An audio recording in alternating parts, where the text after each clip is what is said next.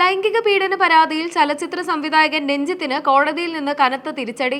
കേസിൽ രഞ്ജിത്തിന്റെ ജാമ്യാപേക്ഷ തള്ളിയ കോടതി അദ്ദേഹത്തെ 14 ദിവസത്തെ ജുഡീഷ്യൽ കസ്റ്റഡിക്ക് വിട്ടു. ഏപ്രിൽ 13 വരെയാണ് റിമാൻഡ് കാലാവധി. ഒരു യുവനടി നൽകിയ പരാതിയുടെ അടിസ്ഥാനത്തിലാണ് പോലീസ് നടപടി സ്വീകരിച്ചത്. ജനുവരി 9-ന് ഫോർട്ട് കൊച്ചിയിലെ സിനിമാ ലൊക്കേഷനിൽ വെച്ച് പീഡിപ്പിക്കാൻ ശ്രമിച്ചെന്നാണ് യുവനടിയുടെ പരാതി. രഞ്ജിത്തിനെ കാണാൻ കാരവാനിൽ കയറിയപ്പോൾ പീഡിപ്പിക്കാൻ ശ്രമിച്ചെന്ന് പരാതിയിൽ പറയുന്നു. ഇടുക്കി എസ്.പിയുടെ നിർദ്ദേശപ്രകാരം തൊടുപുഴയിൽ വെച്ച് കാർ തടഞ്ഞാണ് രഞ്ജിത്തിനെ കസ്റ്റഡിയിലെടുത്തത്. പരാതി ലഭിച്ചതിനെ തുടർന്ന് കൊച്ചി സിറ്റി പോലീസ് അന്വേഷണം ആരംഭിക്കുകയും രഞ്ജിത്തിന്റെ മൊഴി രേഖപ്പെടുത്തുകയും ചെയ്തിരുന്നു. തുടർന്ന് മാർച്ച് 31-ന് രാത്രി ഇടുക്കി തൊടുപുഴയ്ക്ക് സമീപം വെച്ച് പോലീസ് അദ്ദേഹത്തെ കസ്റ്റഡിയിലെടുക്കുകയായിരുന്നു. അറസ്റ്റിന് ശേഷം കോടതിയിൽ ഹാജരാക്കിയ രഞ്ജിത്തിന് ജാമ്യം അനുവദിക്കരുതെന്ന് പോലീസ് ശക്തമായി വാദിച്ചു.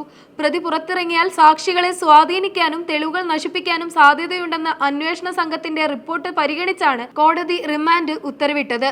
മുൻപ് കരൾ മാറ്റിവെക്കൽ ശസ്ത്രക്രിയയ്ക്കും നട്ടെല്ല് ശസ്ത്രക്രിയയ്ക്കും വിധേയനായ കാര്യം ചൂണ്ടിക്കാട്ടി രഞ്ജിത്തിന്റെ അഭിഭാഷകൻ ജാമ്യത്തിനായി വാദിച്ചെങ്കിലും കോടതി ഇത് അംഗീകരിച്ചില്ല. കസ്റ്റഡിയിലെടുത്ത സമയത്ത് അസ്വസ്ഥത പ്രകടിപ്പിച്ചതിനെ തുടർന്ന് അദ്ദേഹത്തെ എറണാകുളം ജനറൽ ആശുപത്രിയിൽ പ്രവേശിപ്പിച്ചിരുന്നുവെങ്കിലും കാര്യമായ ആരോഗ്യ പ്രശ്നങ്ങളില്ലെന്ന് ഡോക്ടർമാർ റിപ്പോർട്ട് നൽകിയിരുന്നു.